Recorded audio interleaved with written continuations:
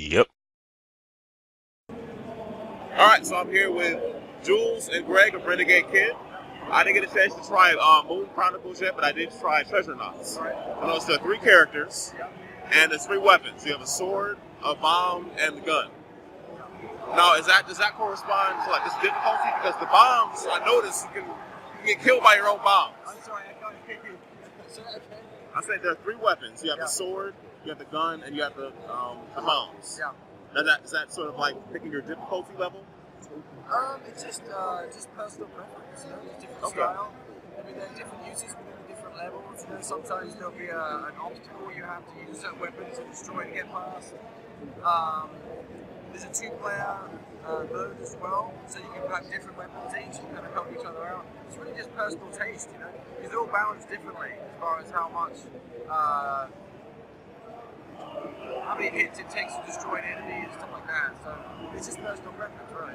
I found using the gun easiest to beat the crab. Although the bombs do more damage, but you have to wait, and then you can get killed by your own bombs. So that was a lot of fun. I enjoyed that. So, with the storyline, does it change no matter who you pick, or is this the same kind of story regardless? The characters is just a personal preference. Yeah, we're gonna have a ton. There's gonna be lots and lots of characters. Yeah. It was a lot of fun. What's something else I want to ask about it? What it is? The levels. They're just sprawling. You can just go anywhere you want and just. Okay. Yeah, there'll be a world map, kind of similar to Super Mario World. You can access to the different levels. So there'll be like a bunch of beach levels, and then another crowd will be at the end of that. And then there'll be another branch that kind of comes on, but in the middle of the beach levels, which is like the forest. Then a lot of bolts up there. And there's another branch at the end of the beach levels that goes somewhere else. And it's kind of a Metroid element to it. Because right now the demo that you played has the double jump or the wall jump.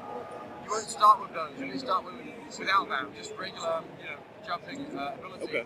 So when you beat them up, so you play the levels. If you try and go up the forest branch, you won't be able to progress because you need the double jump. So you go to the beach branch, beat the mother crab, get the power up. Cool. Then you can go up that branch and so on. So it kind of has that progression. However, if you play 2-player, which is a download play, so one copy of the game, 2 3DSs. That's great. Then 2 people can circumvent that because I can jump on your head, get up there, you can walk to me, so you can kind of get around. So you can kind of sequence break the game. You kind of just have fun and get around. So that's interesting. Yeah, so it has that element to it, which isn't really represented in the demo, but that's the way the final game will be. Okay. Yeah. And if I'm remembering correctly, when you announced Moon Chronicles, it is a remake of the original with additional episodes to finish the story. That's the hope. Yeah, right now season 1 is the DS. Okay. It's split into 2 episodes, 4 episodes, and then the hope is to do season 2 and continue that story. We wanted to continue it ever since we finished the first game, and we had the opportunity to do so. But as soon as we got the rights back in January, we jumped on it. So now we're going to introduce this game to new players, get the story started again. It looks amazing in the 3DS as well, which is awesome. With the intent to continue season 2. To reintroduce it to the public because it's been so long since it's worked out. As I was sitting there playing, I was telling the guys over there, I was explaining stuff to them. I'm like, Moon was the DS game, and I said when it comes out, it's kind of remaking the original and they want to continue the story. They all looked at me like, I said, no, it was a DS game, trust me. I have it in my bag, actually. I lost my original copy, I had to pick it up again. But I enjoyed it. Pick up this one. Oh, you know I will. So, Greg, since you're here, can you talk a little bit about Cult County?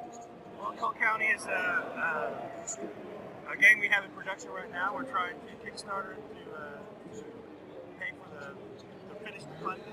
finish the production part of it.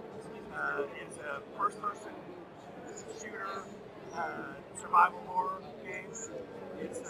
Which you all are no stranger to. Yeah, it's a spiritual successor to our Dementium titles. We do not have currently the rights to go back to that. We really, really want to do something scary again. So, but this time we're expanding it up to the console market. We're going to Wii U, Steam, PlayStation 3, 4, Vita, and X1. Going all out. Yeah. I like that. You go to a dusty West Texas town during a sandstorm, trying to track down your sister because you lost contact with her. You need to tell her that your mom deathly sick, and you need to try and find her. And when you get there, you find out that the town has kind of been overrun by a strange cult. And you, as you get deeper and deeper, it gets more and more twisted and eerie, and you don't know if these are just crazy people or is it more. I'm wondering, are you doing like sort of a Young Goodman Brown where you kind of enter the town and things seem normal and then they get more abnormal as time goes on, which makes it freakier? Because it seemed like everything was on the up and up, but it's like, wait, that was a body. Exactly. We really want this one to be a nice, slow burn, as opposed to our earlier games, which were pretty straightforward and introduced you to the enemies right off the bat and introduced you to the fact that everything that moved was basically an enemy. This will have a lot more story and a lot more characters. It won't be quite like Walking Dead or anything like that, where it takes control away from you for long periods of time and you're just kind of watching story and dialogue. It'll be more of a you walk upon a scene and you can partake in that scene or you cannot partake in that scene. If it's important, it'll be saved in your logs so that you can go back and review what you need to review, kind of thing. Oh. Collapse. My mind shaft collapsed. But we want it to be a little slower. It's not going to be, here's a crap load of guns, here's a bunch of ammunition, blast the crud out of everything. There's going to be characters that you can interact with. Some of the good guys will end up being bad guys. Some of the bad guys will actually end up being good guys. Some of the good guys will end up being, actual player enemies, and some of the enemies may actually turn into, you just never know who's who and what's what. We want it to be a little slower and a little creepier. It's more easy to run out of bullets, so a lot of the encounters may be a lot closer, and so you have to grapple with them a little bit more. You have to use your hand-to-hand weapons that don't run out of bullets. We're not going to really have, at this point, we're not planning to have things where like the weapons degrade or anything, so that you have to. I'm not a fan of that either. Yeah, it's like, my wrench no longer works, or it does less damage, and I don't think we're going to go that direction. But that sounds great. That sounds good.